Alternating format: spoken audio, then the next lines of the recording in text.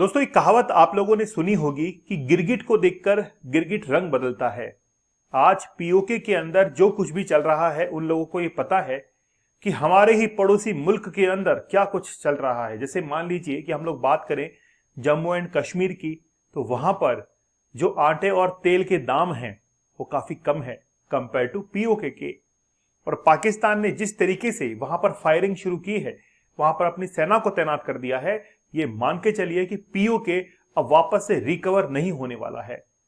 जो आजाद कश्मीर और गिलगिट बल्टिस्तान है, इन दोनों के अंदर भी एक डिस्क्रिमिनेशन की कंडीशन पैदा हो चुकी है।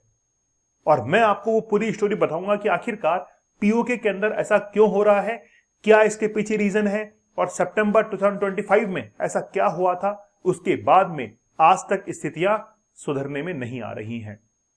चलिए बड़ा विस्तार से बात करेंगे। पाकिस्तान के अंदर हजारों लोग आज सड़कों पर हैं, रावलकोट के अंदर। और रावलकोट कहां पर है, कल मैंने मैप में आपको दिखाया था, पाक ऑक्यूपाइड कश्मीर में है। और देखिए, मैं तो जब भी पाक ऑक्यूपाइड कश्मीर का नाम लेता हूं तो मेरे अंदर से खून खौलता है कि यार आखिरकार ये कैसे आज इतना हक जमा कर बैठे हैं वहां पर। चलिए खैर, हम लोग बात करेंगे। प्रोटेस्ट वहां पर हो रहे हैं दोस्तों। लाइव सेशन अभी हमारे चल रहे हैं, 50 डेज का हार्ड चैलेंज। और मैंने हमेशा कहा है, challenge can change your life. एक चुनौती होती है जो कि जीवन को बदल सकती है। एक छोटा सा चैलेंज जो कि आपको जिंदगी के अंदर बहुत आगे ले जा सकता है। अभी लाइव चल रहा है, जरूर ज्वाइन कीजिए। 50 दिन वो जर्नी मेरे साथ में लेके चलिए। आप कहेंगे कि हाँ सर, अब जो है लाइफ के अंदर हमें जो है वो टारगेट्स दिखाई पड़ रहे हैं। चलिए देखिए, हम लोग ये सोचते हैं कि उस धरना प्रदर्शन के अंदर, डेमोन्स्ट्रेशन के अंदर केवल और केवल आदमी ही भाग लेंगे। नहीं, ऐसा नहीं है। 10,000 जो लोग हैं उनके अंदर महिलाएं, बच्चे, वो सब शामिल है। क्योंकि इनको पता है कि रोटी हमको बनानी है, हमको दाल बनानी है। और वो आटा, दाल, ये सब कुछ अगर महंगा हो जाएगा तो हम लोग कैसे फुलफिल कर पाएंगे अपनी फैमिली की रिक्वायरमेंट्स को। तो आज ये कंपेयर कर रहे हैं कि गिलगिट बल्टिस्तान के अंदर वहां पर सब्सिडी गेहूं जो है दिया जा रहा है, लेकिन हमको वो नहीं मिल रहा है। ठीक है, अब बात यह है कि पीओके वांट्स फ्रीडम फ्रॉम पाक।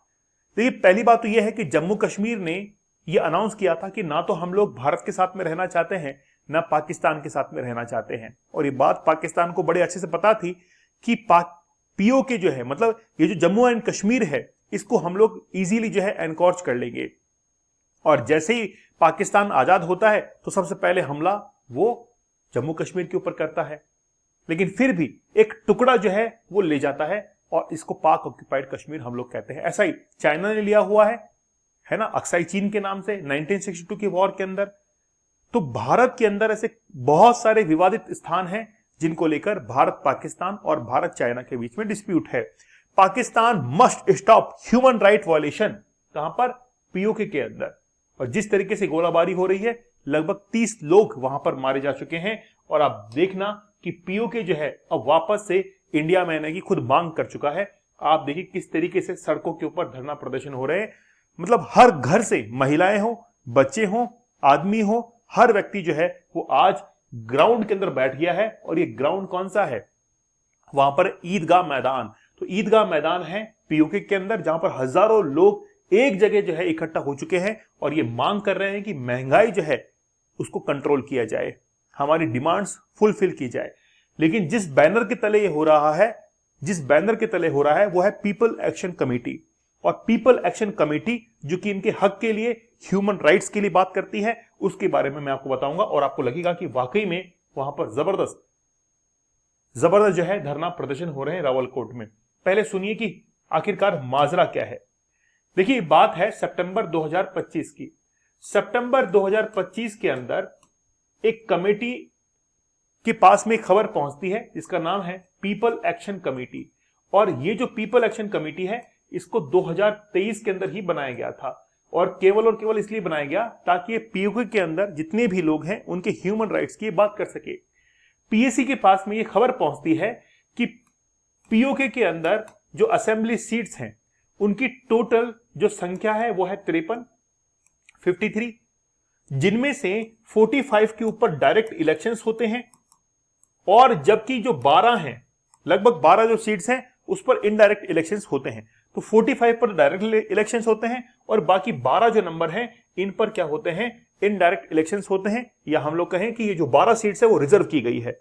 अब 45 तो यहां पर है, बाकी यहां पर कितनी बची हैं 8 सीट, उनके ऊपर यहां पर जो है 8 सीट है, और ये 8 सीट जो है महिलाओं के लिए रिजर्व है। इसके अलावा 12 सीट्स ऐसी हैं जिनको रिजर्व रखा गया ऐसे लोगों के लिए जो कि जम्मू एंड कश्मीर से जाते हैं पीओके के अंदर, और उनके रिप्रेजेंटेशन के लिए 12 सीट रखी गई। अब बात यह है कि पीएसी ने यह कहा कि ये जो 12 सीट है इसको वापस से, यानी कि 12 सीट जो है इसके लिए इलेक्शंस करवाए जाएं।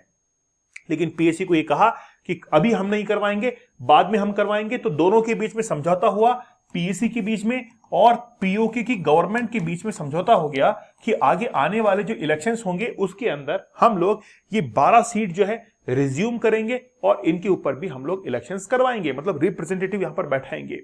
अब पीएसी का ये कहना है कि भाई इलेक्शन जो है वो जुलाई 2025 में आ चुके हैं, और जुलाई 2026 में आ चुके हैं इलेक्शंस।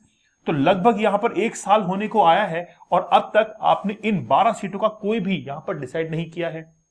ऊपर से इन्फ्लेशन जो है वो भी बढ़ रहा है। तो पीएसी की 2 अलग अलग मांगे हैं, एक तो है पॉलिटिकल डिमांड और दूसरा कौन सा है, सोशल डिमांड। तो पॉलिटिकल डिमांड में तो ये है कि ये 12 सीट जो है इनको रिज्यूम किया जाए, और सोशल डिमांड ये है कि जो इन्फ्लेशन है उसको कंट्रोल किया जाए, क्योंकि आज सभी लोगों को पता है कि पीओके के अंदर महंगाई जबरदस्त है, क्योंकि गिलगित बल्टिस्तान जो है वहां पर जितने भी लोग रहते हैं उनको गेहूं के ऊपर सब्सिडी दी जाती है, गेहूं के ऊपर सब्सिडी दी जाती है। अब देख रहे हैं कि पाकिस्तान के अंदर जो इलेक्शंस होने हैं वो तो खैर अभी लेट होने हैं, लेकिन पीओके का जो एरिया है यहां पर इलेक्शन अभी जुलाई 2026 में है। अब जुलाई 2026 के अंदर जो इलेक्शंस होने जा रहे हैं, यहां पर जो बड़ी बड़ी पार्टीज हैं वो भी अपने उम्मीदवार उतारते हैं। इमरान खान की जो पार्टी थी तहरीके पाकिस्तान जो है उसने भी क्या की थी, यहां पर अपने उम्मीदवार उतारे थे, लेकिन पाकिस्तान की गवर्नमेंट ने इमरान खान की पार्टी को ही बैन कर दिया। अब यहां से वो इलेक्शंस के अंदर अपने उम्मीदवार खड़े ही नहीं कर सकते हैं। इसके अलावा जो दूसरी बड़ी बड़ी पार्टियां हैं उन्होंने भी अपने उम्मीदवार यहां से उतारे हैं, और सभी ने जीत जो है वो दर्ज की है इन 45 जो डायरेक्ट इलेक्शंस होते हैं इन सीट्स के ऊपर।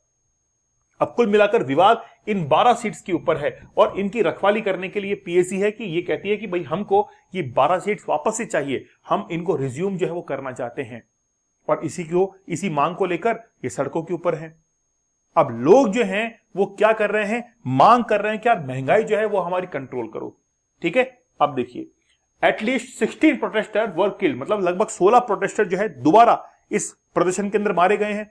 पहले तो ओपन फायर किया गया, हवा में फायर किया गया, लेकिन अब फिर क्या हुआ, फिर भी लोग इसके अंदर मारे गए। And more than 37 others injured after Pakistan Army personnel and Rangers open fire on a large crowd of demonstration in Pak occupied Kashmir। Rawalakot के अंदर ये प्रदर्शन हो रहे हैं। ये परसों की घटना थी जिस समय पाकिस्तान का एक हेलीकॉप्टर क्रैश भी होता है, यहां पर वो क्रैश भी होता है। अभी 16 लोग मारे गए हैं, इससे पहले 30 लोग भी मारे गए थे आज से 3 दिन पहले। अब देखिए ये जो पीएसी थी इसने क्या मांग की कि भाई हमको 12 सीट रिज्यूम चाहिए, इन्फ्लेशन कंट्रोल चाहिए। अब ये जो पीएसी है इसको बैन कर दिया गया, इसको 5 जून को बैन कर दिया गया, और जैसे 5 जून को बैन किया गया एक आतंकवादी संगठन इसको करार दे दिया गया। पीएसी जो है एज ए टेररिस्ट ऑर्गेनाइजेशन इसको करार दे दिया गया। इसने कहा कि यार हम तो इन्फ्लेशन के ऊपर बात कर रहे हैं, हम तो महंगाई के ऊपर बात कर रहे हैं, हम कब से टेररिस्ट बनने लग गए। तो बात यह थी कि 5 जून को जैसे ही बैन किया गया उसके बाद में इन्होंने डिसाइड किया कि 9 जून को अब हम क्या करेंगे, डेमोन्स्ट्रेशन शुरू कर देंगे। और आज 12 जून हो चुकी है, तो लगातार तब से आज लगभग देखिए 4 से 5 दिन हो चुके हैं, डेमोन्स्ट्रेशन लगातार चल रहा है। तो एक पार्टी को बैन करने का इतना बड़ा विरोध जो है वो आज पाकिस्तान को झेलना पड़ रहा है, और वो आउट ऑफ कंट्रोल होते हुए चले जा रहे हैं, और मास रैली जो है वो इसमें निकाल रहे हैं। जैसे आप देखते हैं against rising prices, electricity tariffs and what protester describe as the denial of the basic political and economical rights.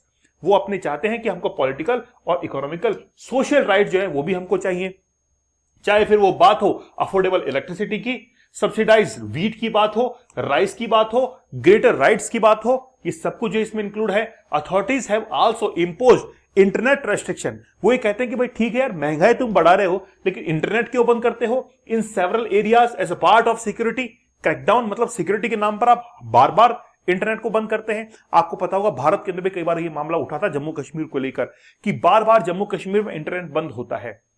अब आपको सुनने में नहीं मिलता है क्योंकि सुप्रीम कोर्ट ने कहा कि इंटरनेट को इस्तेमाल करने का यह भी एक राइट है अपने आप के अंदर, यह भी एक अधिकार है। उसके बाद में फिर इंटरनेट बंद होना ही बंद हो गया। और वो कहानी अब कहां पर हो रही है, पीओके के अंदर हो रही है। इनका ये कहना है कि भाई इन्फ्लेशन बढ़ रहा है, कोई बात नहीं, लेकिन आप इंटरनेट को क्यों बंद कर रहे हो, रेस्ट्रिक्शन हमारे ऊपर क्यों लगा रहे हो। तो इसी मांग को लेकर आज जो है लोग सड़कों के ऊपर हैं। तो पीओके ये मान के चलिए कि ज्यादा लंबा समय नहीं है, पीओके ये खुद कहेगा कि हम जो है भारत के अंदर मिलना चाहते हैं। या फिर देखिए क्या है, पहला स्टेप तो ये होना चाहिए कि पीओके को एक अलग कंट्री अनाउंस कर देनी चाहिए। कंट्री छोड़िए, एक इंडिपेंडेंट स्टेट अनाउंस कर दे, ना तो पाकिस्तान उसमें इंटरफेयर करे ना इंडिया इंटरफेयर करे। पहला स्टेप तो ये हो। जब वो धीरे धीरे पाकिस्तान के कंट्रोल से बाहर जाए, फिर इंडिया को आगे जाकर एक मौका मिलेगा और पीओके जो है इजीली फिर वहां पर जनमत संग्रह कराए और भारत के अंदर को शामिल कर लें। बड़ा आसान तरीका है ये। सिक्किम के अंदर भी ऐसा ही हुआ था। तो सिक्किम के अंदर भी वहां पर रेफरेंडम करवाया गया और भारत के अंदर मिला लिया गया। जूनागढ़ रियासत के अंदर भी ऐसा हुआ, रेफरेंडम हुआ, भारत के अंदर मिल गया।